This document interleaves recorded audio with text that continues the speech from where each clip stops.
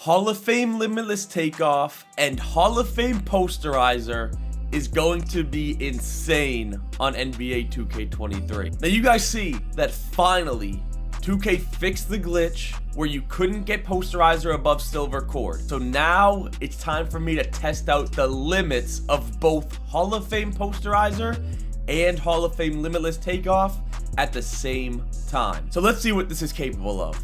A 99 driving dunk and the two best finishing badges in the game on Hall of Fame. This is about to see how overpowered my build really is. Now, as you can see, I do have Posterizer cord on Hall of Fame. That is how I'm using both. Now, if you're wondering, how did you core your Posterizer on Hall of Fame?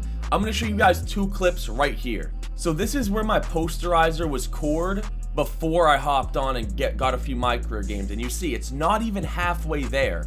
But this is my method, and this took me 3 games, actually less than that, because I literally played 7-minute quarters and simmed out at the end of the third quarter when I was up by 25. So you go to the right wing, you call for a screen, and then you go for a contact dunk once you hit the free throw line.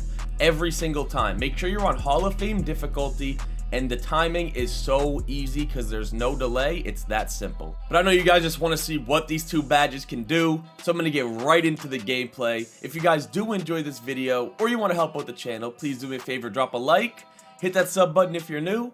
But let's get into what Hall of Fame Posterizer and Hall of Fame Limitless Takeoff together are capable of. But now let's get into some gameplay and show you guys Hall of Fame Limitless and Hall of Fame Posterizer. You see, very first play, I get what's probably the most common contact dunk that puts them on the ground. Even though it's common, well, for my build at least, I know you guys probably don't get that a lot unless you do have my build and you go for those analog stick dunks. You get that contact dunk a lot. You see, I've actually been doing that jelly layup right there where it's kind of like uncontestable if someone's in the paint. You're gonna see that 1 or 2 more times in this video. I do really like that layup, although I'm a dunking build, you'll see me do that a lot, but it doesn't matter because look at my meter. I said this last video, but I'm barely mistiming that. With a 99 driving dunk and Hall of Fame Posterizer, I really feel like the green window needs to be upped just a little bit. Now, I think it needs to go based off of your rating. I mean, that's how jump shots are. The higher your rating is, like the bigger your green window is, obviously. I feel like it needs to be like that for dunks, but you see, once again, I catch a body. This gameplay right here isn't really showing off the Hall of Fame Limitless Takeoff. This one's more showing off the Hall of Fame Posterizer, but you guys will see later in the video me showing off Hall of Fame Limitless Takeoff. I mean, I'm sure most of you guys that are watching this video, although yes, I use Hall of Fame Posterizer, some of you might use gold, silver, but you might not go for contact dunks. I'm sure we all know and use Limitless Takeoff on at least gold, since it takes only like an 86 driving dunk for that. So most of you guys probably have Limitless Takeoff, and you guys probably go against people doing that every game, because I know I do. I know every game I play I have somebody using the best dunks, going for gold Limitless Takeoff dunks. But me, I love getting those posters. I love getting contact dunks. It's just how I love to play this year. That's the most fun thing for me. You see, I try ending the game with another contact dunk, and I do. And now let me give you guys a threes gameplay. But first possession, look, the ball's not even near him. It's in my opposite ball hand away from him, and somehow he stole that from me. I don't know where the clip went, but he stole that from me. But let me know what you guys would rather see, 2s or 3s. The reason why I primarily like to play 2s is honestly because on the 3s, what you do a lot of the time, especially like when I'm going for videos, is you just end up blowing the other team out. As you see me miss that rare 3, but it's not going to happen twice in one possession. But like I was saying, on the 3s, a lot of the times you just end up blowing people out and scoring on fast breaks, right? Like if I really wanted to, I would just run the break the majority of these times, get wide open dunks, and then the score a lot of these games would be like 21 to like 8, 21 to 7, and I feel like it's just not as entertaining as watching 2s. So let me know in the comments, what would you guys rather watch, 2s gameplay or 3s gameplay? Because I don't mind playing 3s. As you see, this guy is absolutely fiending for another steal, and that right there is the first late or early I've ever made in a contact dunk. Now that could possibly have something to do with Hall of Fame Posterizer, but I don't think so.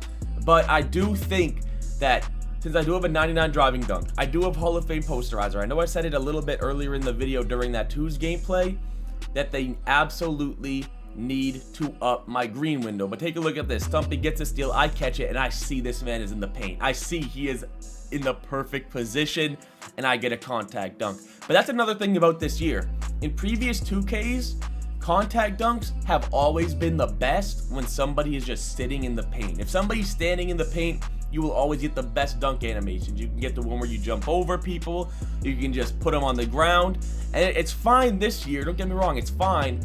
But I think the best contact dunks this year are the ones where people are riding your hip. When they're making body contact with you around the free throw line, like right here, you see I'm going to drive on him. He didn't make any body contact with me right there, so no contact dunk. But you guys will see it in a lot of these contact dunks where, and by the way, another jelly layup, where they're kind of riding my hip. They're bumping me, like right here. He was bumping me a little too far away, so I got no contact dunk.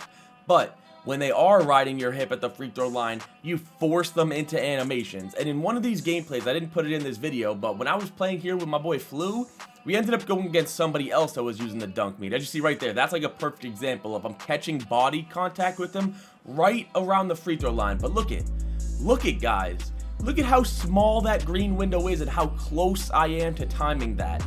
If I had a 99 three-pointer and I was wide open, and I timed it like that, I feel like it would hit. I feel like they would allow me to make the shot. But for dunks, they don't allow you to. And with a 99 dunk and a Hall of Fame posterizer, I don't know. I feel like you should be able to make it.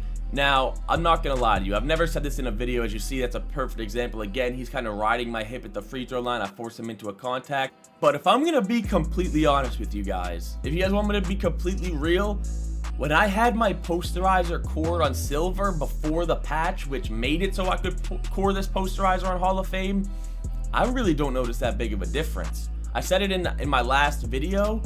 I really think that the badge tier does not matter as much as the rating, because when I had posterizer just on silver, by the way, you see he's just sitting in the paint. Now he's just like, all right, he's gonna dunk on me. I'm sitting in the paint. I'm like, all right, I'll take it. And I am getting contact dunks, but I'm mistiming it. Once again, I don't want to make the whole video about it, but the green window is just so small, especially for me having slasher takeover, right? Slasher takeover, 99 driving dunk, Hall of Fame posterizer. Just up the green window a little bit. That dunk right there is just so easy to time. And that's how the green window should be. If you want to go back and rewind it just for that last dunk, go ahead. That is how the green window should be for all contact dunks. I really feel like that. But you see, I end the game right there with another contact dunk. We're going to get into this game here. In this game, I wanted to start off, I wasn't really going for contact dunks. I was going for more to show off the Hall of Fame Limitless, but I wasn't getting it because, yes, you can get Hall of Fame Limitless takeoff dunks with the quick drops off one, but it's more so the straight arm tomahawks. It's more so the LeBron James dunks that you get on it. And in this gameplay here, I still had my straight arm tomahawks on, but I did end up taking it off. So in the future, if you do watch my videos, you'll see me just getting the LeBron James one-handed dunks, because I do think that those actually might be better than the straight arm tomahawks, just because they make you go out from further. But as you see, I put him on the ground again with one of my favorite contact dunks. You see, perfect example, he's riding my hip, he gets dunked on. And by the way, I will be making a new build, kind of different from this build. As you guys know, I uploaded a few videos showing you guys like the best 6'8", the best 6'9", especially with a 99 driving dunk.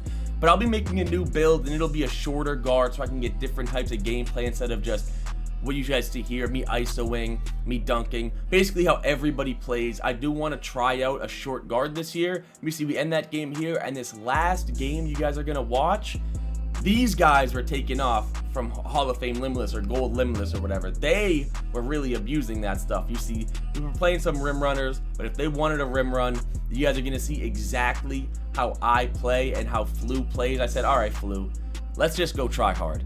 Let's get the ball, and let's not give them the ball back. And this is a perfect example of how I play when I just don't want to give the other team the ball back, and when I'm really just, I guess I want to try hard. And I don't know about you guys, but let me know how you feel about this.